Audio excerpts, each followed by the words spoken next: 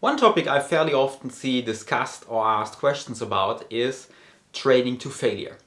So that's what we are going to discuss today. And first of all, for those of you that don't know what training to failure means, here is a very short definition of it.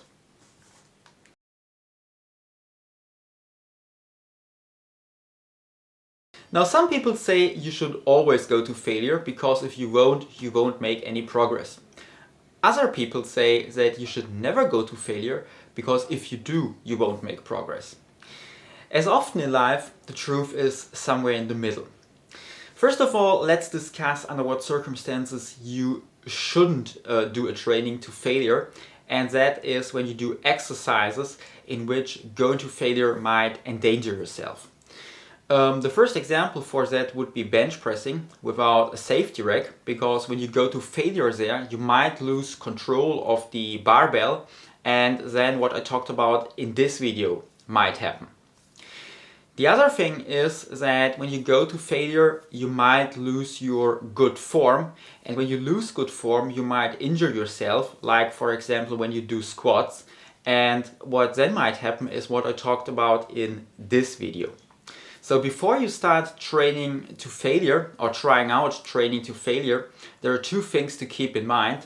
The first is training to failure doesn't mean you should endanger your safety, and certain exercises should only be done with the right safety equipment. And second, training to failure doesn't mean that you should let go of your good form and just try to cramp out another rep when you can't do one.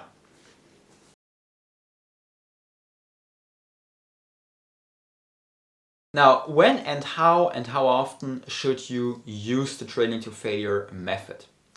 And the research I read about this was mixed, but the general conclusion was to not do it always. One study found that when they had one group of experienced lifters not trained to failure and another group trained to failure, that indeed the group that trained to failure had bigger strength increases than the group that didn't train to failure. However, another study found that people who regularly train to failure limit the amount of growth hormone they have, and this limited growth hormone means that they limit their muscle growth.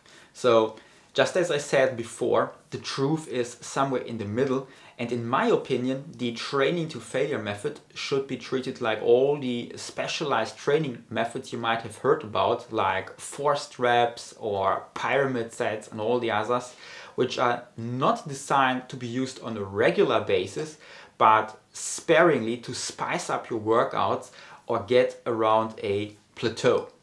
No study said that not training to failure meant that you wouldn't experience strength or size increases.